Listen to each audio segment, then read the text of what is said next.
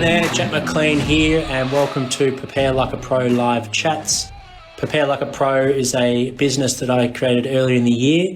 We're a strength and conditioning business working with male and female developing footballers all over the country. We're based in Melbourne, and we specialise at structuring athletic development programs as well as physical preparation for off-season, pre-season and in-season training. I'd like to welcome Andy Otten tonight for our chat. I don't know Andy. He is a former AFL player who played for the Adelaide Crows for 12 years, from 2008-2019, playing 109 games. In 2007, Andy achieved strong results in the NAB AFL draft camp, where he ranked in top 2% for the vertical jump, top 10% agility, top 20% in the beep test, and was Adelaide's second round draft pick. He had a promising start to his career where he debuted in the first season and came second in the AFL Rising Star in his second season. Unfortunately, Andy's career was interrupted due to two ACL injuries where he missed the 2010 and 2015 seasons. However, he bounced back very well from those injuries and got back into the team. His versatility was a real strength. He was able to play predominantly down the back line, but also chipped out in the ruck and helped out at forward line as well. And he won the award for his willingness in 2013. So he won that award for playing any role in the team. Andy has recently retired and has completed a degree in sports science, human movement, where he's looking to potentially study Masters of Teaching or Masters of Physio.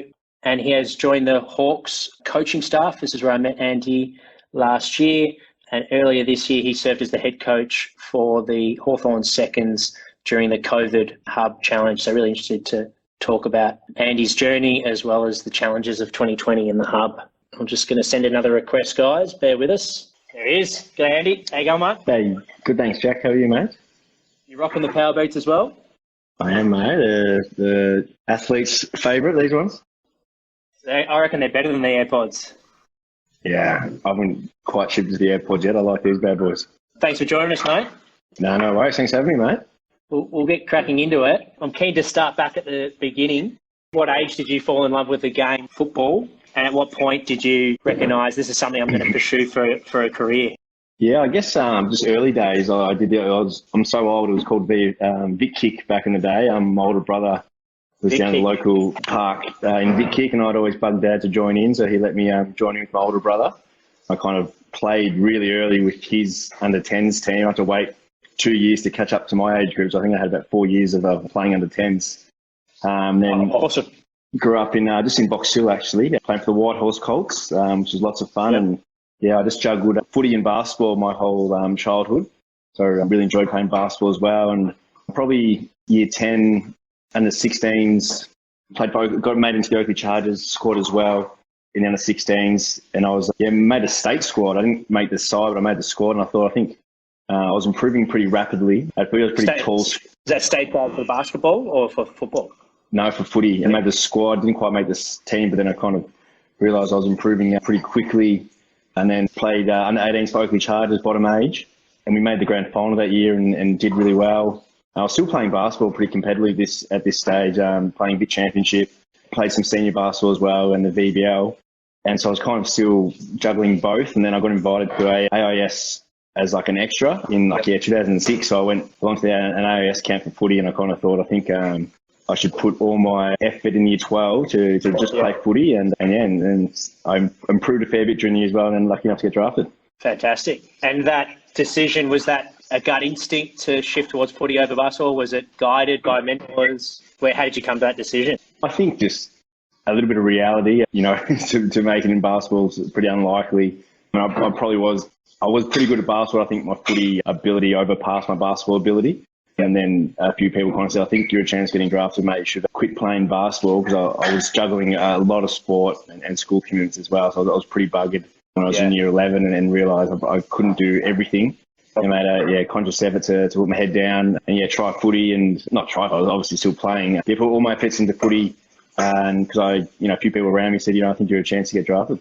Yeah, fantastic. What attributes do you think basketball has helped? Because it seems like a few footballers have gone down that path. Yeah, I think definitely the quick hands in terms of defence, getting hands on balls, And just those little handball games, I think basketball set you up for that. A really quick lateral movement, strong in my legs and my body, boxing out in basketball, playing defense always in that kind of squatted position and moving and reacting really quickly. I think that really helped. And then, you're in the air a lot in basketball, jumping, rebounding, going for layups and that kind of thing. I think really helped with my athleticism as well, and just helped develop my athleticism as well.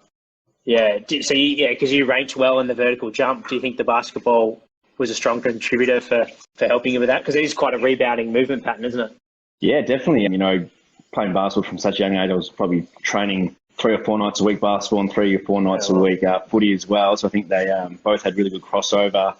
And then when you got a bit older, and like you said, I did a bit of study on how pattern recognition and small-sided games really help evolve and have a really good crossover in different sports. And basketball, footy definitely have a really strong correlation of pattern recognition, zones and all that kind of stuff. So really a lot of crossover.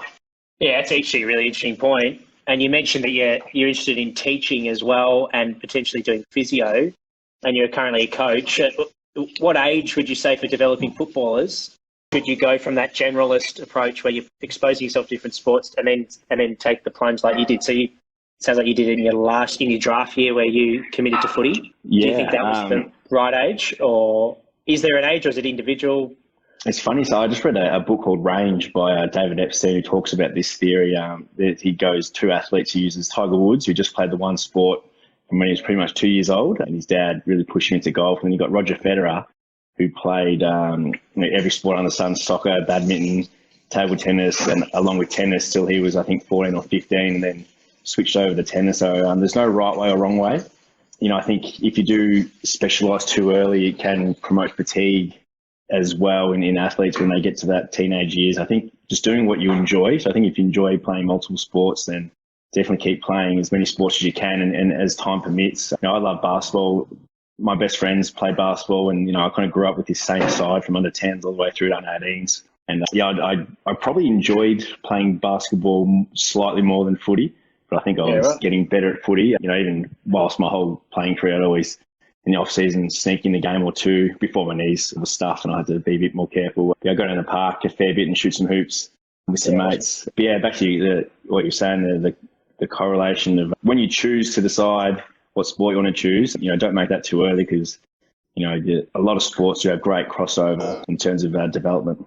Yeah. And have you had strong influences along, like people that have influenced your career all the way through from junior footy to senior footy and now as a coach? Are there guys that pop up straight away in your head that stand out for you, or is it someone that you've always had a volume of different people that help you in your life with advice and things?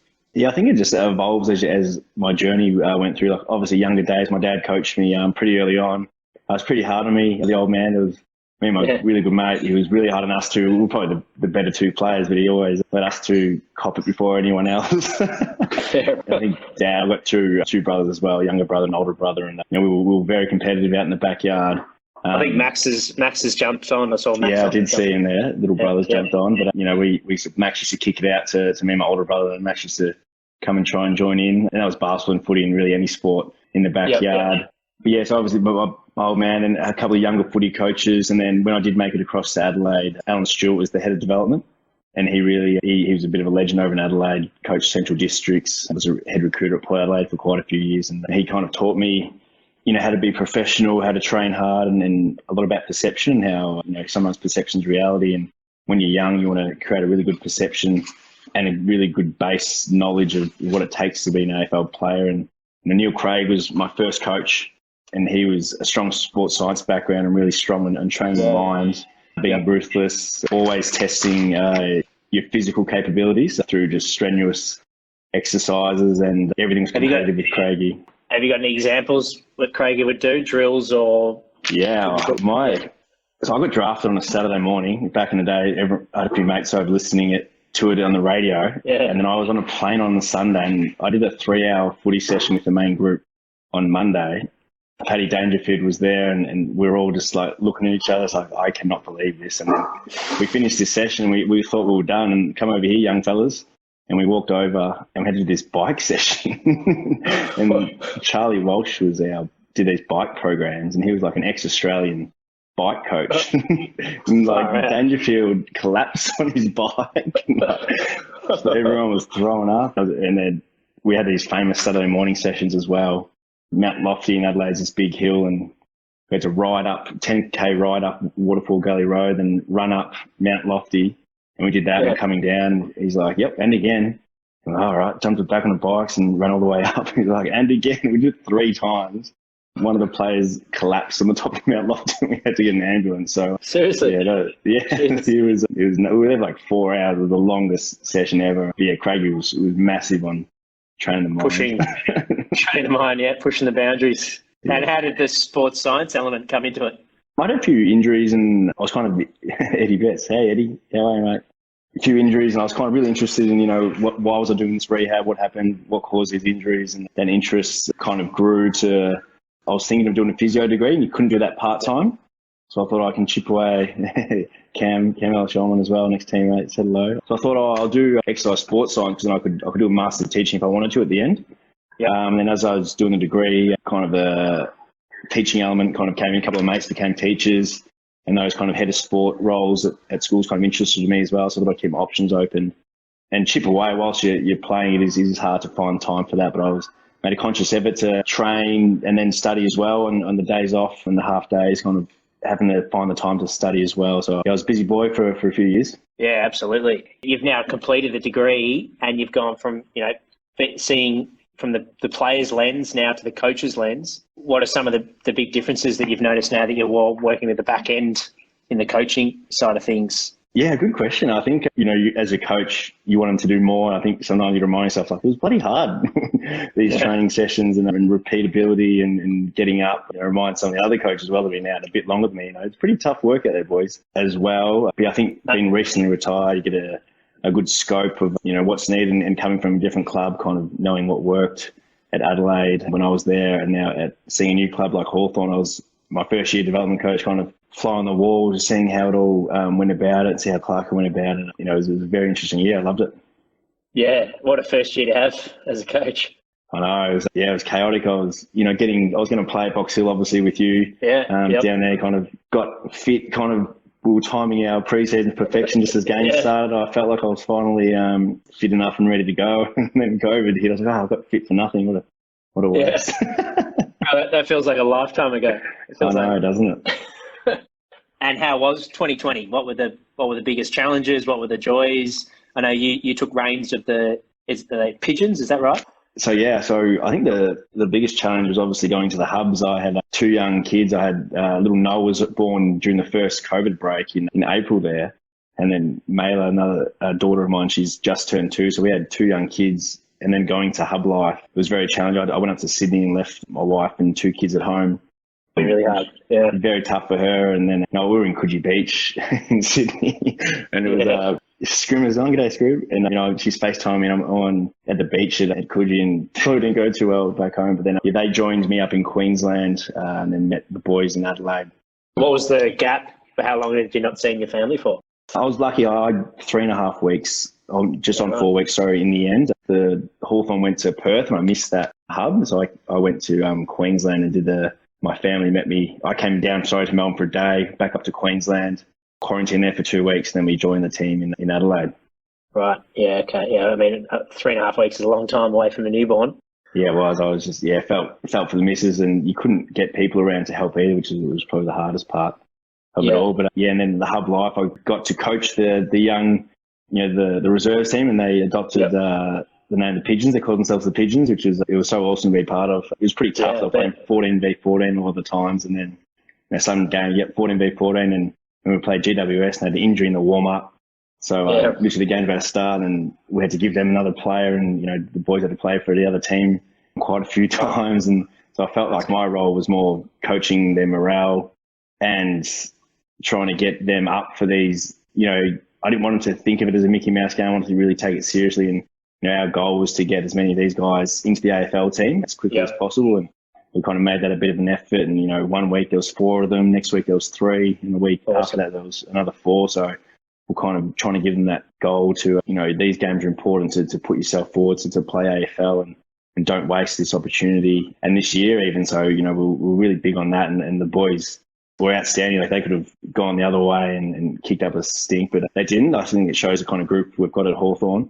Definitely. And they really got around it. And then, we saw a lot of reward with these young guys getting games throughout the year. And it was really exciting to see. Yeah, and it looked like they were transitioning very well as well. You did a good job prepping them. Like they seemed to play really good footy and keep their spot in the side. What did the sort of schedule look like with the reserves games? Did you play like 10 games, 5? You mentioned there were smaller numbers, but how many games would the boys been able to play if they didn't play AFL? I think we got 11 games in the end. So that's pretty good. We kind of played a couple in Melbourne, 3 in Sydney, which is really good. Every time the AFL boys had a game, we had a game, which is great. In Perth, I couldn't play because they were in quarantine. And then in Adelaide, it got a little bit tricky as well. And those 5, we had that condensed fixture when we were in Adelaide. We had 5 games in 20 days, kind of 4 5-day break. So we had to we played Port a couple of times and it was very unique. We played Port and Adelaide, split their side up. Some of them played for Hawthorn, some of them played for Port Adelaide. And then we did that again, but it was just Adelaide and Hawthorn players playing against Port, which is pretty funny. Obviously my old club. So I knew a few of the players quite well, which was fun. And then coaching them and all the Adelaide staff. So it was a bit of a roundabout way for me. But yeah, we try to get as many games as possible and the boys do really well. Fantastic. And off season as a coach, what does that look like? What is it? What's sort of your focus at the moment? Usually when the season finished, I think Clark was pretty keen to get home, so we didn't hang around or anything. So the last few weeks we've been in doing some review stuff, Monday, Wednesday, Friday, pretty casual. And then this week we've been planning for our pre-season and getting ready. I think we're going to have a week off next week to freshen up again now that everything's kind of opening up a little bit. A few of the coaches want to get away for a little bit. And then, the boys are back December 7th, which is we've got 2 weeks with the young guys, which will be exciting. Awesome. Yeah, it's coming around. Fantastic. What was your biggest challenge as an AFL player in your career? Yeah, I had quite a few along the way. My career definitely wasn't as smooth sailing as I would have hoped. Definitely roller coaster ride. I did, 2 knee recos spring to mind, but I think the standout, our coach passed away, Phil Walsh. Of course. Was murdered during our football season halfway through, and that was, as a club, it was just a gut wrenching moment. So I think that it galvanised us, but it was just heartbreaking for everyone at the time. So that was a definitely hard time for the club. But yeah, personally, it was probably the injuries that kind of kept mounting up as well. Yeah. Questions just come through. Is this a mate? Could be. Who's that? How do you keep your beard looking so good? No, Crimpy Tom, I don't know who that is. Not sure, Crimpy Tomo. Just give it a trim every now and then. It gets a bit long sometimes and I get sick of it. But bit of a trim, just get the line looking nice. Rossi's just joined. Go, Rossi. No, nothing much to it, mate. I'm pretty basic, to be honest, unfortunately. Yeah. Another question from Tyler. Who was your hardest player that you played on? Hardest opponent, sorry? Stevie Johnson. I remember I had to play him in 2009 at Skilled Stadium, Clinia Park, and Craigie gave me a role on him, and he was just never seen a player run harder when Geelong have the ball or scream for it as loudly as no matter where I was, he would just scream for the ball. If I'd run to go get a kick, he would run to the other side of the oval and just get like someone else to take me. So if we turned it over, I was like, oh God, where is he? And anytime I tried to check him, he'd try to brawl me as well. So we had a few wrestles and he was unbelievable, just talent, smarts, trying to outwit me all the time. It was hard to be definitely on my game the whole time. Yep. And then this one's another one, a reference to you playing from Cam. What was your biggest surprise about being once you became an AFL player? What was your biggest surprise? Biggest surprise, just like when I was obviously young, naive, went into state to play for Adelaide and just remember just the first week I was going to bed at like 6 o'clock at night. I was just so exhausted and just learning how to be a professional athlete. I'd just been in high school all year, training, eating what I wanted, just playing for Oakley. All of a sudden, the diet, the sleep, the good habits of training. And luckily we had some really great leaders to learn off. Simon Goodwin was there, Andrew McLeod, Ben Rutten, Nathan Box. So we had some great leaders that teach you the right way about it. So that was definitely a shock to the system early on. I think now they're better the young kids have a better understanding just with, I think a bit of the social media stuff, they get access to see what it's like. And then the training these young guys get now through, sports science, even weights coach. We didn't even have a weights coach really at Oakley. He's just a couple of curls at the end of training if you wanted to. They're a lot more professional now, which I think is really great. So that the leap isn't as large, but when back in my day, it was a massive leap. It was more just, talented kids playing. But now they come in, they've been in weights for a few years already. Yeah. Been in the gym, really aerobic, really good aerobic bases as well, which none of us really had back in my days. We were well behind. We did extra running sessions, extra gym sessions, extra footy sessions just to catch up. You see a lot of the kids these days have a few of those tipped off already. And you mentioned it's changed a fair bit. Those grueling 3-hour sessions for your first session probably wouldn't happen for a first-year boy. I can't imagine at most clubs now. But is that the biggest change you've seen throughout your career, is load management, or is there other areas that stand out to mind that you've seen the game develop? That'd be a big one, the load management. The young guys coming in, Neil Craig's philosophy was sink or swim. It's okay if they get injured when they're early. They'll learn how to do rehab properly and then get eager to come back into the squad. So these days they do get eased into it. I remember, the first, I saw Darcy Fogarty just joined when he got drafted. He would have just come in and done the warm-up for maybe the first drill, and that would have been it for a week or so just to ease into it. Which I think is a good thing. And sometimes I wish, if they're right, let them go. Yeah, that definitely springs to mind. But just the access they get to now to all these, the mental skills training, I think, developed over the years, which I put a pretty high price on as well. I think, if I was a young kid, I'd be tapping into that space a lot earlier because I think it's really prevalent and important for young athletes to understand, to build resilience, to be mentally tough and prepared. Because I think, I've seen so many players that are highly talented get drafted, they can't mentally get over, training hard or that kind of thing to kind of push themselves to the next level. So I think that's a massive area young kids can definitely improve in, because I think it's really important. The best players are the most resilient and have the most mental strength as well, I think. Absolutely. Yeah. And then last question from the guys is from Emmanuel. Favourite moment throughout your career? I think winning the prelim in 2017, we beat Geelong, and just the euphoria after that, knowing we were going to play in the grand final the next week was an unbelievable feeling. Obviously, the granny didn't go at all to plan, but getting to experience that whole week from winning the prelim, the excitement, the parade, even I remember running out to the grand final day, it was, I could get goosebumps just thinking about it. And of course, awesome. we didn't play very well or win, but being involved in that week was definitely a highlight. I would have loved the icing on the cake, but not everything can go to plan. But that was definitely a moment that stands out for me. Yeah, and I think actually my other one, bit of a proud moment, was when my daughter got to watch me play for the first time. Yeah. She was born in September, so then during the next year, I had surgery in January, and then so I was trying to get my way back into the side and fit. It was in Melbourne, a Melbourne game, so my family could be there as well, and my daughter at the G as well. So we got this cool photo. Awesome. With my little daughter wearing a Crows top with number 22 on the back, a photo of the MCG. That was a pretty cool moment too. Yeah, super special. A couple of good highlights there.